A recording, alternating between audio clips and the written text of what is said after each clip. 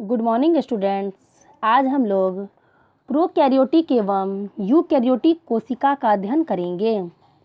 केंद्रक की रचना के आधार पर कोशिका दो तरह की होती हैं। पहला प्रोकैरियोटिक, दूसरा यूकैरियोटिक। प्रोकैरियोटिक शब्द प्रो तथा कैरियन के मिलने से बना है। प्रो का अर्थ प्राचीन तथा कैरियन का अर्थ केंद्रक होता है, अर्थात प्राचीन केंद्रक। वह कोशिका जिसमें केंद्रक झिल्ली नहीं होती हैं एवं वास्तविक केंद्रक नहीं होता है, प्रोकैरियोटिक कोशिका कहलाता है, जैसे जीवाणु और साइनोबैक्टीरिया। इनके अस्पष्ट केंद्रक क्षेत्र में केवल क्रोमेटिन पदार्थ रहता है। ऐसे क्षेत्र को केंद्रकाय, जिसे अंग्रेजी में न्यूक्लियाइड कहते हैं, कहलाता है। अविकसित केंद्रक के अलावे प्रोकैरियोटिक कोशिकाओं में झिल्ली से घिरे अंगक, जिसे अंग्रेजी में मेम्ब्रेन बॉन्ड ऑर्गेनेल्स कहते हैं, नहीं पाए जाते हैं। ऐसे अंगकों के कार्य कोशिका द्रव्य के असंगठित भागों द्वारा ही किए जाते हैं।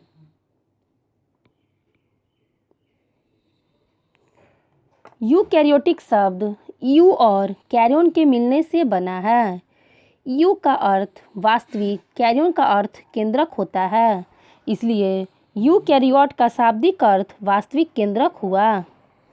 वह कोशिका जिसमें केंद्रक पूर्ण रूप से विकसित तथा झिल्ली से घिरा होता है, यूकैरियोटिक कोशिका कहलाता है। साधारणतः यह सभी जंतुओं और पौधों में पाया जाता है। इन कोशिकाओं में झिल्ली से घिरे अंगक पाए जाते हैं जो विशिष्ट कार्यों का दक्षतापूर्वक संपादन करते हैं।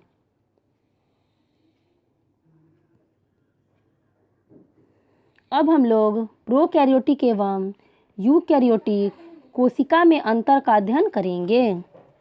प्रोकैरियोटिक कोशिका आद्य कोशिका है। इसका आकार प्रायः छोटा 1 से 10 म्यूमीटर होता है, जबकि यूकैरियोटिक कोशिका विकसित कोशिका है। इसका आकार प्रायः बड़ा 5 से 100 म्यूमीटर होता है।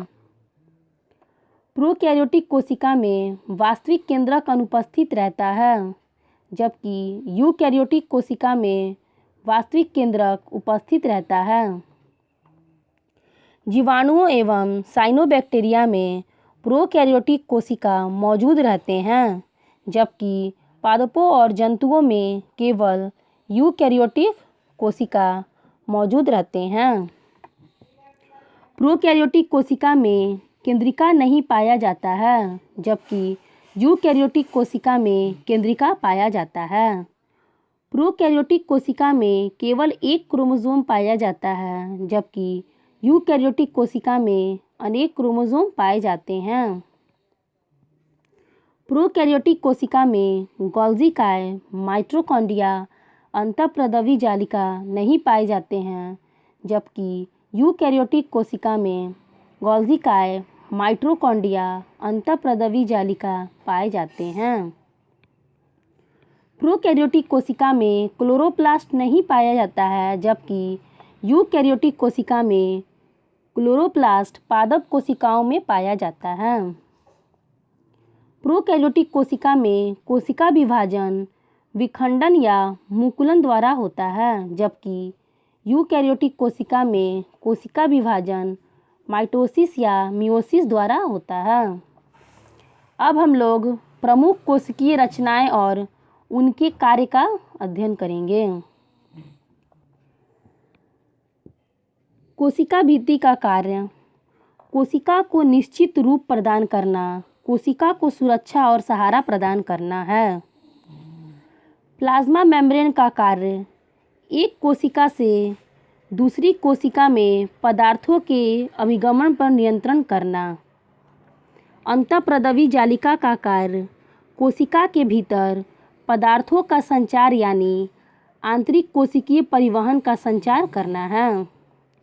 माइटोकॉन्ड्रिया का कार्य कोशिकीय श्वसन के सक्रिय स्थल एवं ऊर्जा का निर्माण करना है।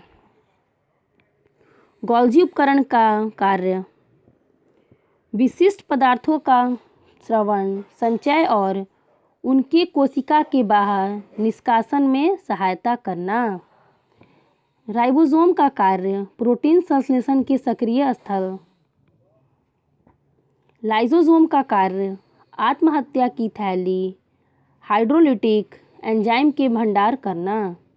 सेंट्रोसोम का कार्य कोशिका विभाजन में सहायक करना। हरित लवक का कार्य मर्ण संश्लेषण के लिए सक्रिय स्थल अर्थात प्रकाश संश्लेषण के सक्रिय स्थल। अवर्णीय लवक का कार्य खाद्य संग्रह में सहायक करना।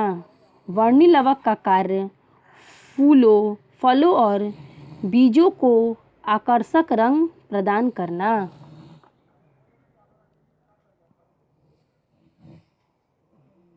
अब हम लोग पादप कोशिका और जंतु कोशिका में प्रमुख अंतर का अध्ययन करेंगे।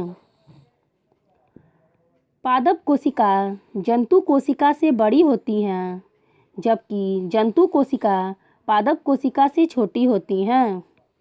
पादप कोशिका मोटी एवं कड़ी कोशिका भित्ति के कारण कोशिका का निश्चित आकार होता है, जबकि जंतु कोशिका में कोशिका का अनियमित आकार होता है।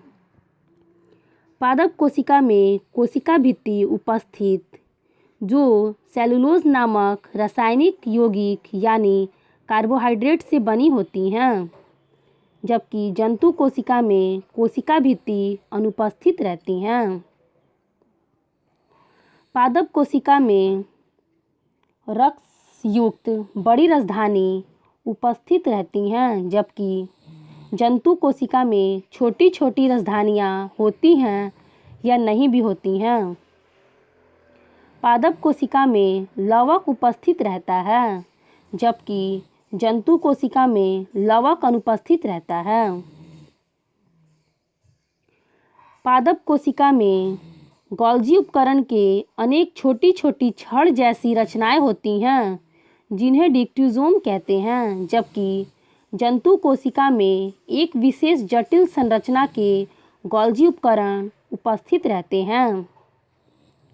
पादप कोशिका में तारकाय या सेंट्रोसोम अनुपस्थित रहते हैं, जबकि जंतु कोशिका में तारकाय उपस्थित रहते हैं। अगले वीडियो में हम लोग जीवित तंत्रों में पदार्थों का परिवहन का अध्ययन करेंगे। धन्यवाद।